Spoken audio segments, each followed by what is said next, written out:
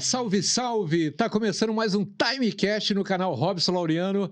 Obrigado aí para você estar curtindo a gente. E olha só, hoje um papo muito bacana, mas muito importante para você cuidar da sua saúde, do seu bem-estar, das pessoas que você ama, que você quer bem.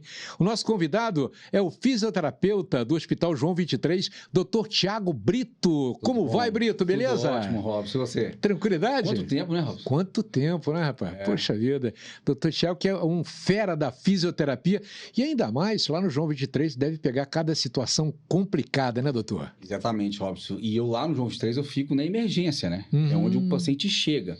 E muitas pessoas me perguntam assim, mas o que a fisioterapia tem a ver com acidentes, com acidentes ali na emergência e tal? As pessoas não sabem, mas a fisioterapia hoje, ela atua na emergência e na urgência em todo o processo de intubação do paciente. Então, o paciente chega ali pós um acidente de moto, de carro, um pós-queimado, algum trauma mais grave, mais sério, que ele tem que ser intubado. O fisioterapeuta tem participação fundamental nisso tudo. O médico, hoje em dia, na maioria das vezes, ele não intuba o paciente se o fisioterapeuta não estiver do lado. Então, é interessante porque a ventilação mecânica, que é toda aquela aparelhagem que respira para o paciente, aquela máquina que joga o ar para dentro do pulmão do paciente, quem que domina muitas das vezes essa máquina é o fisioterapeuta. Mas é um fisioterapeuta especializado nisso ou todo fisioterapeuta é capaz? É um fisioterapeuta especializado em fisioterapia respiratória. Que é o seu caso, né? Que é meu caso, ou fisioterapia em terapia intensiva. Né? E hoje o nosso Conselho Federal ele ainda te dá a possibilidade de tirar um título de especialista nessa área. Então, o fisioterapeuta está ligado o tempo inteiro nessa questão da emergência e na urgência. E, além disso tudo, Robson, o fisioterapeuta da área respiratória, ele cuida da parte pulmonar como um todo. Por exemplo, um paciente que está entubado, ele requer ali, naquele processo todo de ventilação mecânica, uma quantidade de ar que entra e sai do pulmão, uma quantidade de oxigênio, uma quantidade de pressão, um volume. E isso é muito sério, você pensar numa forma dessa, né? Muito. É igual um balão. Se você encher o balão demais, ele estoura. Isso pode acontecer com o pulmão do paciente, né?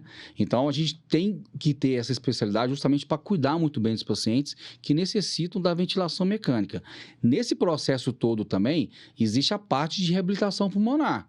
Que é o pós, né? Que é o pós. Tanto o pós, mas quanto no processo também durante a intubação.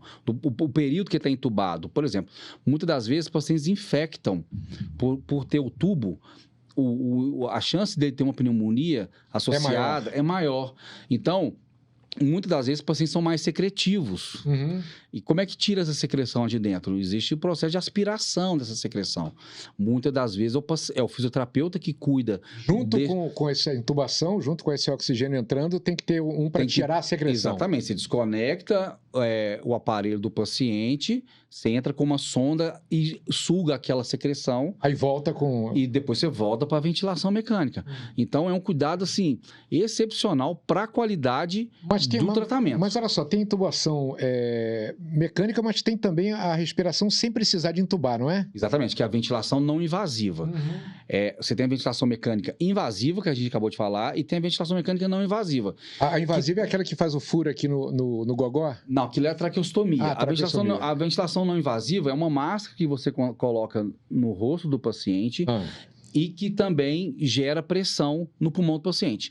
Mas tem critérios. Né? E isso é muito estudado e muito trabalhado hoje em dia. Porque acaba que ficou um clichê que tudo era fazer ventilação não invasiva. E não é. Existem critérios.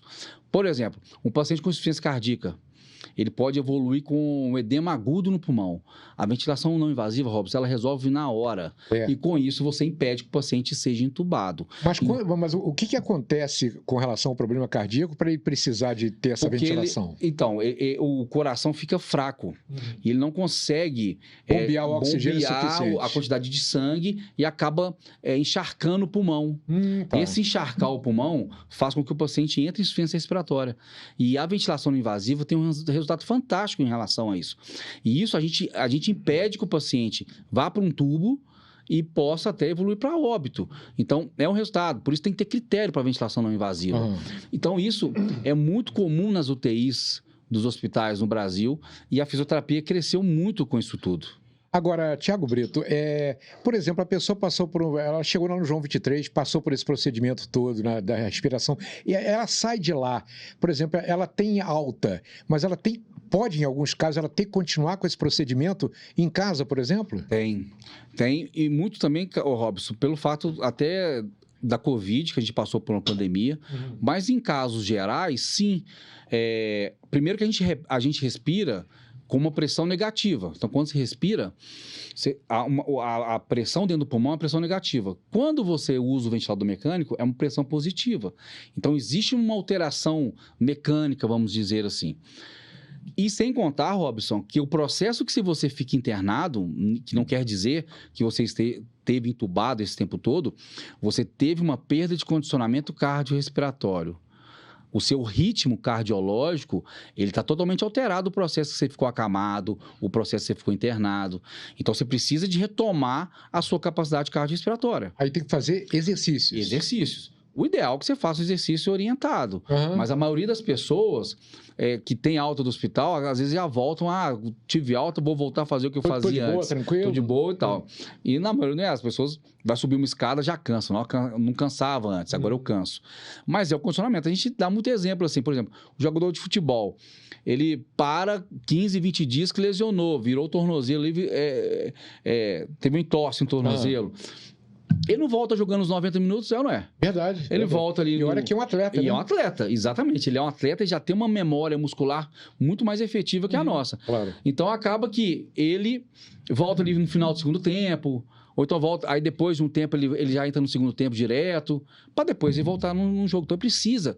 O paciente, o doente, ele precisa de uma retomada do condicionamento cardiorrespiratório pós-alta hospitalar, pós-internação. Olha, eu tive Covid. Você teve Covid também? Tive 2 vezes. 2 vezes, né? E eu lembro que eu tive Covid e eu liguei para você porque eu estava preocupado com o meu pulmão, né? Foi. Eu não tive grandes repercussões. Por exemplo, eu tive um pouquinho de um estado febril ligeiro, 37 graus e tal, uma dorzinha lombar, né? E acordava com dor de cabeça. O resto foi tudo de boa. Mas eu comecei já a sentir uma dor no peito, eu acho que era psicológico, né? E aí eu liguei para você passou alguns exercícios, né? Para eu poder fazer. Agora, aqueles exercícios... Quem fizer, mesmo sem precisar, mal não faz, né? Mas seria conveniente, mesmo a pessoa sem ter nenhum problema, fazer alguns exercícios respiratórios, e quais seriam eles? Muito, Robson. Assim, no caso da Covid, a gente trabalhou muito nos hospitais, mas no caso igual o seu específico, a maioria das pessoas não fazem uma tomografia do pulmão para ver a quantidade afetada pela Covid no pulmão. Então, hoje os médicos laudam assim, 25% do pulmão tomado, 50% do pulmão tomado, 75% do pulmão tomado. Mas tomado por quê? Pela Covid. Pela Covid, tá. No seu caso, você não sabe que você não fez a tomografia. Mas se você colocar, se você tivesse feito uma tomografia e acometido 25%, eu ia te passar alguns exercícios respiratórios. Por exemplo, a gente trabalha muito uma fração inspiratória que ela é fracionada. Você puxa em 3 tempos o ar, como se fosse uma escada. Eu lembro, eu cheguei a fazer isso. E solta. Por quê? A tendência é de expandir o pulmão. Quando o paciente internava, isso é muito interessante, Robson, porque a gente aprendeu muita coisa na porrada. Quem estava na linha de frente, na época eu estava no Mater Dei também, a gente aprendeu muita coisa. Não sabia como lidar ainda, né? Não sabia como lidava com isso tudo. E eu percebia, Robson, que quando o paciente ele respirava profundamente, ele tossia. Ou então ele tinha dor torácica, ou então ele tinha os dois. Ele tossia e tinha dor torácica. Não sabia. Então, quando ele respirava fundo, ele entrava num processo de tosse muito sério. E uma dor torácica muitas das vezes também. E eu percebi logo depois... eu podia ter publicado isso, né? Eu nunca publiquei isso. Que quando o paciente conseguia respirar fundo, mais lento, mas de uma forma que ele conseguia expandir o pulmão, ele começava a ter um processo de melhora. Eu falei assim, opa, tá aí o negócio. Eu não posso pedir para respirar muito fundo, porque o ar entra muito rápido e irrita as vias aéreas superiores, então ele entra num processo de tosse, então ele vai começar a respirar lento e profundo. E era impressionante. A maioria das vezes dava muito certo. O cara começava a recuperar, a saturação de oxigênio começava a melhorar. Eu falei, opa, tá aí. Esse foi o primeiro fato. Então, a respiração fracionada, ela é muito legal para pacientes que precisam um pouco mais dessa questão de melhorar a expansibilidade torácica. Para pacientes, por exemplo, que fumaram durante muito tempo. Eu ia te perguntar isso. O paciente que fumou durante muito tempo, ele é o que a gente fala de retentor de gás carbônico. Ele retém mais CO2 no pulmão. Mesmo quem já parou há bastante tempo? Há bastante tempo, talvez não. Você teria que fazer uma gasometria para você ver. Tem alguns estudos que falam assim, depois de 20 anos, 20 e poucos anos de parada, né? Você já consegue uma melhora do ponto de vista de gasometria que a gente está falando. Mas quando a gente tem muito CO2 no pulmão, principalmente os enfisematosos, quem fumou durante muito tempo, a gente tenta aumentar o tempo de expiração. Então a pessoa respira e solta entre os dentes o mais lento possível. Então, quanto mais tempo... Na hora de puxar o ar, pode ser rápido. Pode ser rápido. Você puxa 1 segundo. Puxa 1 segundo e solta. Demora 5, 6, 10. Ou seja, você aumentou o tempo de exalação de CO2. Mas isso não é normalmente. Isso aí é um período de exercício, né? Não, é um período de exercícios. Vai ter que fazer isso o tempo todo. De forma alguma, né? Você não consegue. Então, são 2 tipos de exercícios diferentes. Um para você lavar, que a gente fala CO2, e o outro para você manter e mandar mais oxigênio para dentro. Claro, isso tudo depende de uma patologia. Isso depende do que o paciente tem. Mas são exercícios muito bons de serem usados rotineiramente. Por quê? A gente não tem hábito de fazer exercício respiratório. Quem faz exercício respiratório é quem faz yoga, quem faz pilates. Eu faço pilates. Isso. Essas técnicas usam muito diafragma, usam muito exercício respiratório. Mas, na maioria das vezes, não. As pessoas não fazem exercício respiratório. No caso da COVID, propriamente dito, no caso da fisioterapia respiratória, ainda a gente tem outros recursos, que são alguns aparelhos que a gente pode usar como exercitadores respiratórios. Por exemplo, tem um cachimbinho que a gente fala, que tem uma esfera, que você sopra a esfera, essa esfera, a vibração dela vai para dentro do pulmão, e essa esfera, essa vibração, ela chega a uma frequência tão alta que ela consegue desgrudar, entre aspas, a secreção do pulmão. Então, a pessoa consegue fazer uma higiene pulmonar melhor. Ou seja, a fisioterapia avançou muito, a fisioterapia cresceu. Na verdade, a fisioterapia foi a profissão que mais cresceu durante a pandemia. Mas me fala só sobre os avanços da fisioterapia. Então, hoje a fisioterapia avançou em várias áreas, né? No caso da fisioterapia respiratória, a gente acabou de discutir isso, ela cresceu muito nessa parte de ventilação mecânica, terapia intensiva, por causa da pandemia. Infelizmente, né? Infelizmente. Cresceu de uma forma que ninguém gostaria, né? Exatamente, infelizmente. A fisioterapia esportiva, Robson, está num boom gigante, principalmente aqui em Minas Gerais. Aqui em Minas Gerais nós temos fisioterapeutas extremamente conhecidos no Brasil inteiro, até no mundo, que muita gente não sabe. Então, cresceu também absurdamente. A fisioterapia ligada à saúde da mulher, essa parte de estética, de ultrassom, para celulite, essas questões de estética para mulher, né, facial, glúteo. Isso tem a ver com a fisioterapia? Demais. Hoje a fisioterapia evoluiu muito essa questão dos aparelhos, ultrassom, tem vários aparelhos que eu não vou saber de falar muito, mas que ajudam muito na saúde da mulher. Existem situações ligadas à obstetrícia para ajudar o processo na hora do parto.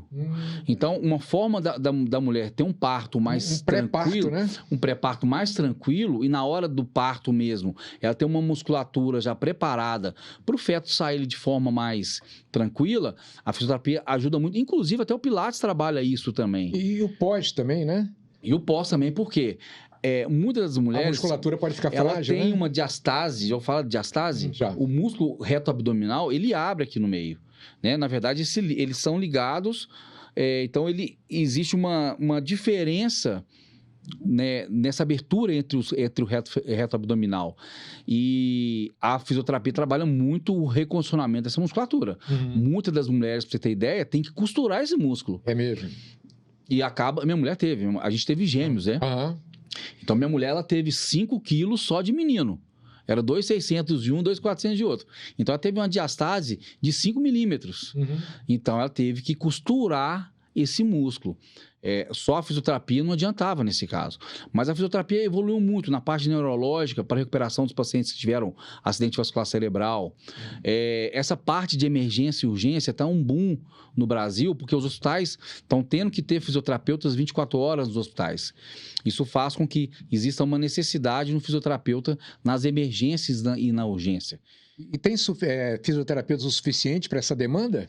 Ô Robson, hoje o número de fisioterapeutas tinha-se muita faculdade ali, na época de 2003, 2004, 2005, abriram-se muitos cursos de fisioterapia. Hoje não muito mais, né? Hoje eu coordeno a rede Paulo de Tarso, a fisioterapia lá do Paulo de Tarso, que é um hospital, que é uma clínica hoje de transição, que é um tema muito interessante que a gente pode discutir em outro momento, que é a transição do paciente entre um hospital e a casa dele. Uhum. Então é muito legal. A gente está lá na empresa SAF, lá dentro, então acaba que cresceu muito essa questão ligada aos pacientes que necessitam dessa transição de cuidados. Uhum. Então a fisioterapia está começando a atuar agora na transição de cuidados. Uhum. O paciente, por exemplo, teve um AVC e está no hospital de alta complexidade. Ao invés de ele ficar ali para estabilizar, para melhorar uma coisa ou outra, eles levam o paciente para uma clínica de transição. Esse paciente faz fisioterapia, fonoaudiologia. Então, existem essas clínicas de transição? Existem. E hoje em Belo Horizonte é o Paulo de Tarso. Uhum. Essa clínica de transição, o paciente ele tem acesso à fisioterapia, à terapia ocupacional, a fonoaudiologia. Você não vê terapeuta ocupacional nos hospitais, lá tem terapeuta ocupacional, psicologia, serviço social. Para quê? Para esse paciente ser preparado, familiares preparados, cuidadores preparados, para ele chegar em casa de uma forma totalmente capacitada. Porque antes ia direto de um lugar do pro hospital outro, para né? casa. O que acontecia? Ele reinternava. Uhum. Que interessante, Muito hein? interessante, porque o índice de reinternações caiu ladeira abaixo. Uhum. Porque os pacientes eles vão para casa, muitas das vezes, já assim, até independentes mesmo, para levantar, tomar seu banho, fazer as coisas. Uhum. Porque ele lá no Paulo de Tarso tem um ginásio. Esse ginásio ele é totalmente equipado para fazer fisioterapia e terapia ocupacional. Então, ele sai do apartamento dele, vai lá, faz a fisioterapia, terapia ocupacional. Nesse processo, tem cuidador treinando, familiar treinando, e dali vai para casa, de forma segura, Bacana, né? hein? E não reinterna facilmente mais. É uma clínica particular?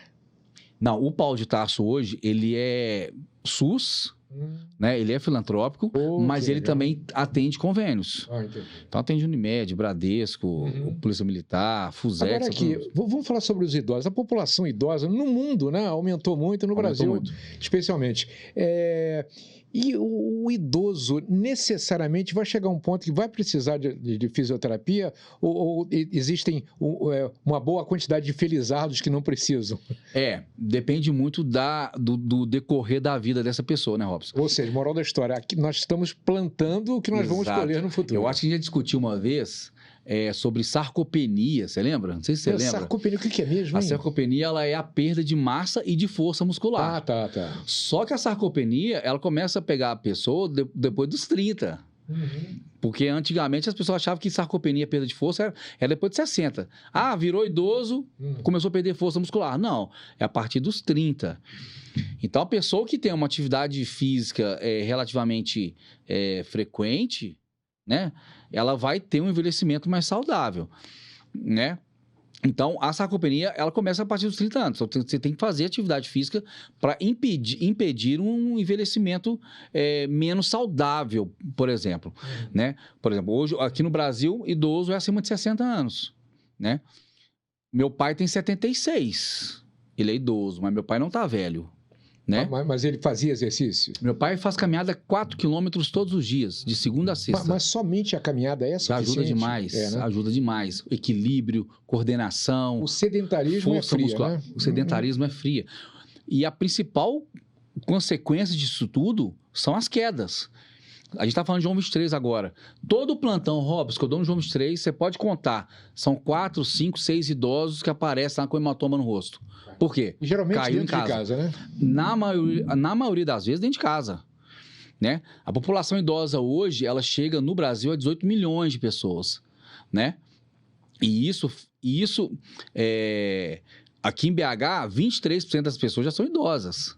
né? Bem diferente da média brasileira.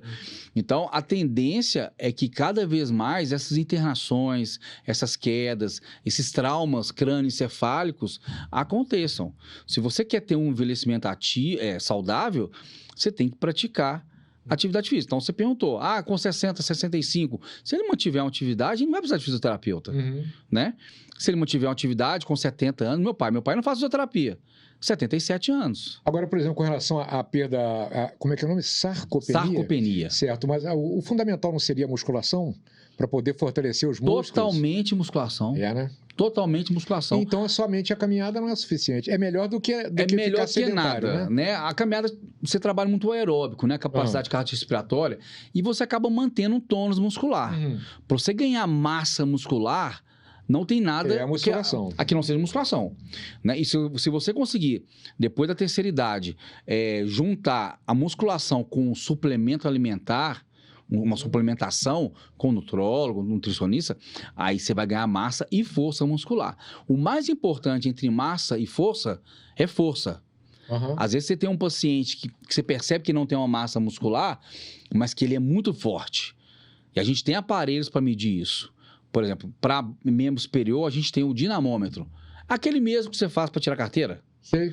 Que o médico manda você apertar ali. É aquele aparelhinho. A gente chega para o idoso, aperta e vê a quantidade de força que ele tem pela idade. E a gente consegue avaliar realmente se ele teve perda de força em relação à idade dele ou não. É uma avaliação ótima de familiares, de fisioterapeuta, para ter uma noção como é que está a questão da força muscular desse paciente. E geralmente a partir dos 80 anos que as quedas acontecem com mais frequência, né? Com mais frequência. E devido ao aumento da sobrevida, os superidosos, né, que são conhecidos, eles estão cada vez mais presentes.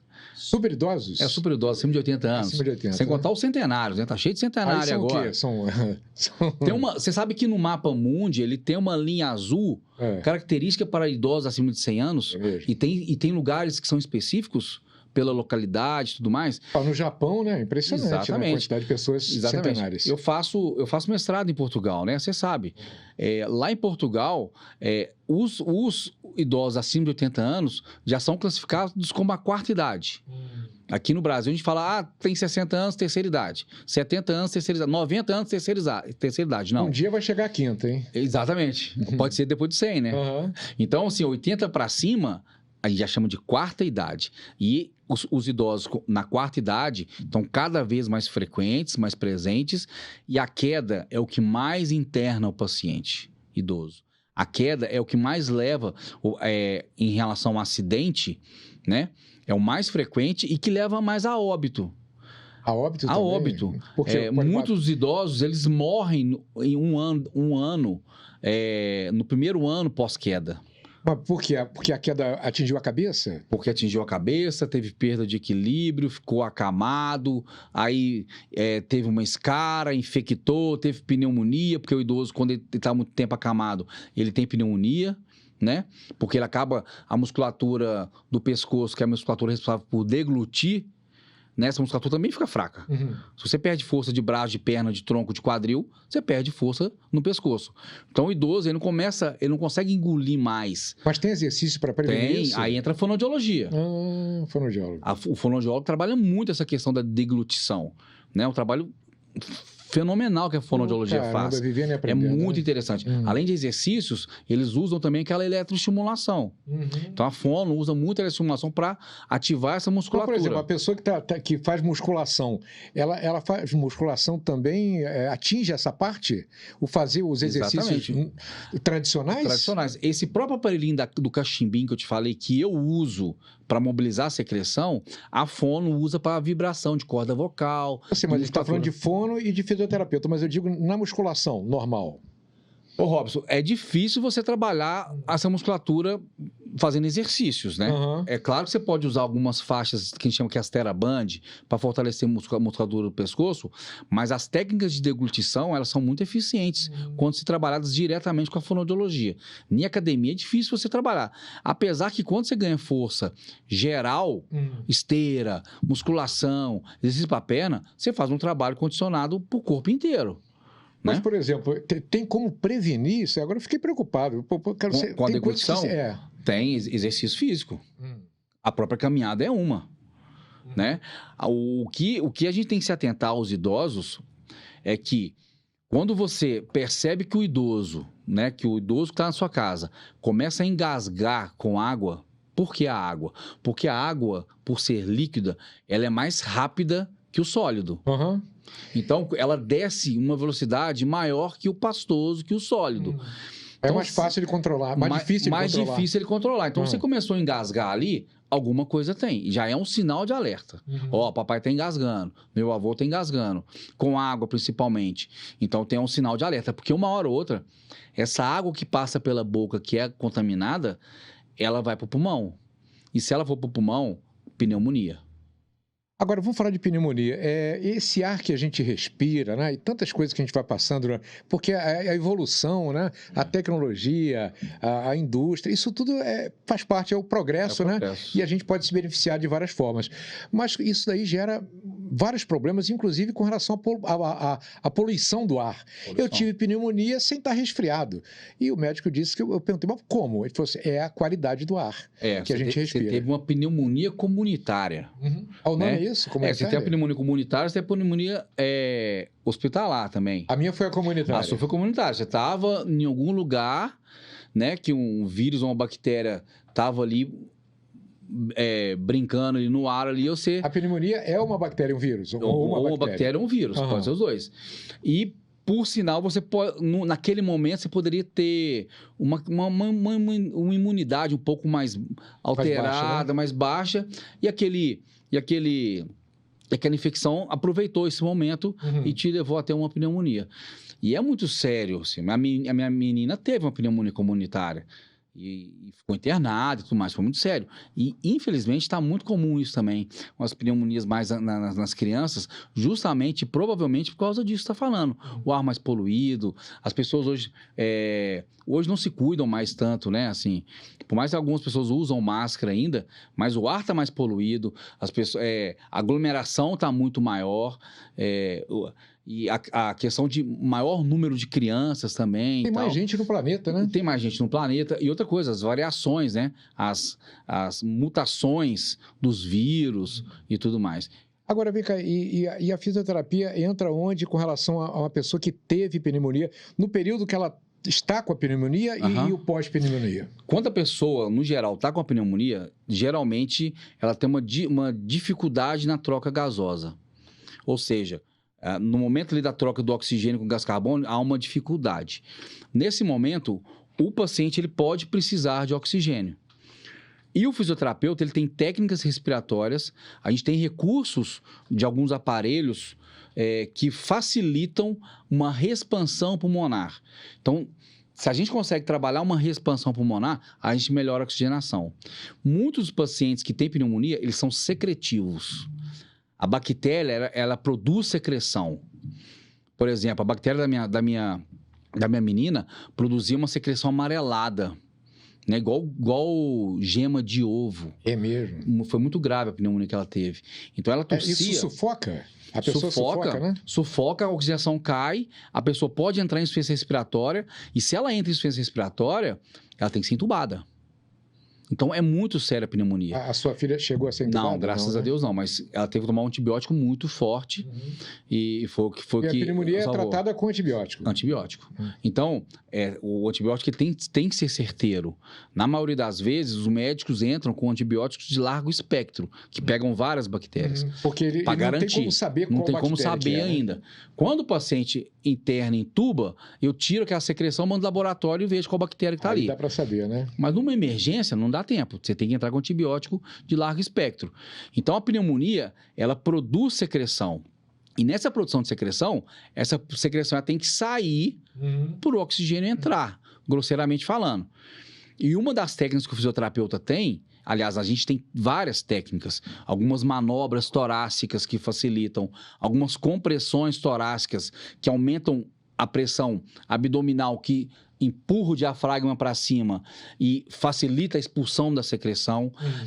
A aspiração, Robson, e é muito comum, principalmente nos idosos, a gente pega uma sonda conecta no vácuo. É muito, como é que fala? Angustiante, porque essa sonda, a gente entra no nariz do paciente. Então, você imagina aquele negócio entrando no seu nariz. Eu entro com a sonda no nariz, eu desço com ela lá dentro do pulmão, aperto o vácuo, te sugo essa secreção toda. Deve ser desconfortável. É né? muito desconfortável, mas é o que salva. É o que limpa o pulmão do paciente e o oxigênio entra e ele respira e volta à estabilidade. Agora, a gente estava falando há pouco sobre idosos e a osteoporose, né? A osteoporose, ela é bem mais comum em mulheres e por quê, doutor? Por questões hormonais mesmo, né? e tal. A osteoporose ela é comum mais em idosos por causa do processo natural do envelhecimento. É o desgaste ósseo. É o desgaste ósseo. Tem meio de prevenir? Tem. Vitaminas? Né? Vitamina, sol. Reposição hormonal? Reposição hormonal, sol. Vitamina D, né? Vitamina D, atividade de impacto. Se você fizer saltos, esse esquema de você ter impacto no solo, Previne? ele é associado a maior depósito de cálcio nos ossos. Então, você fazer exercício de salto, claro, sem sentir dor no joelho, claro. sem sentir dor no quadril e tal. Existe um maior depósito de cálcio nos ossos. Então, são exercícios. Hidroginástica, caminhada, qualquer tipo de esporte é um fator de prevenção de osteoporose. Qualquer atividade física, exercício físico, previne a osteoporose. No caso, as mulheres elas fazem muito mais reposição de cálcio, por exemplo. Né? Mas um fator predominante são os exercícios físicos. E a artrose? A artrose é o desgaste ósseo mais nas articulações. Só que o que acontece na artrose? A pessoa começa a ter um desgaste ósseo e quando existe um contato osso com osso, ele começa a corroer aquela cartilagem que envolve o osso. E quando essa cartilagem vai para o beleléu, quando ela perde e ela não regenera, infelizmente, né? Cartilagem não regenera. Não tem jeito, né? Não regenera. Então, começa contato osso-osso. E aquele contato osso-osso vai trincando aquela osteoartrite, inflamação. Você percebe nos idosos, o joelho parece que é grossão, assim, né? Mas, por exemplo, essa falta da cartilagem, tem alguma prótese que se coloca ali para poder suprir? Não. Hoje em dia, você consegue usar algo. Não é prótese, né? Você pode usar alguns produtos à base de colágeno para suprir essa necessidade. Injetável? Injetável. Entendi. Então, assim, a parte da ortopedia cresceu muito em relação a isso, mas a fisioterapia ajuda muito na recuperação dos pacientes com artrose. Agora, doutor Tiago, o grande problema da humanidade me parece que é coluna, né? Coluna. Todo mundo tem um problema na coluna. O mais comum, o que é? A lombalgia. Que na verdade a lombalgia é um sintoma. Não é uma doença. É a dor lombar. É a dor lombar. É inflamação? Né? Ela é uma questão mais muscular. Então, você tem ali um desequilíbrio muscular, onde existe uma contratura muscular, alguma situação que vai te dar uma dor na lombar. O próprio desequilíbrio muscular causa a lombalgia. Muito por quê? Postura, exercício errado, dormir de mau jeito, movimentos repetitivos, movimentos bruscos. Né? O próprio sedentarismo é clássico nisso, né? Porque quantas vezes eu já ouvi isso? Vou pegar um balde e na hora que eu levantei eu dei um jeito na coluna.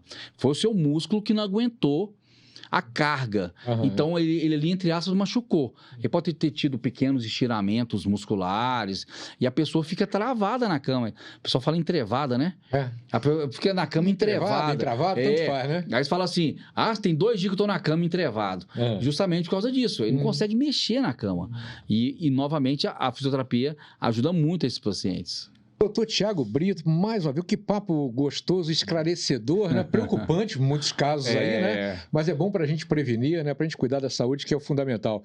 Aqui, valeu demais, Robson, viu? Eu te agradeço. Obrigadão pela presença no nosso Timecast. Espero voltar mais vezes. Com certeza. Gente, é o seguinte, faz o seguinte, se inscreve aí, toda semana tem um conteúdo bacana, tem um podcast novo, nosso Timecast, aqui no canal Robson Laureano. Você dá seu like também, ativa o sininho, que assim que tiver novidade, você vai ficar sabendo, e aí você dá aquela moral pra gente, beleza? Até a próxima, obrigado.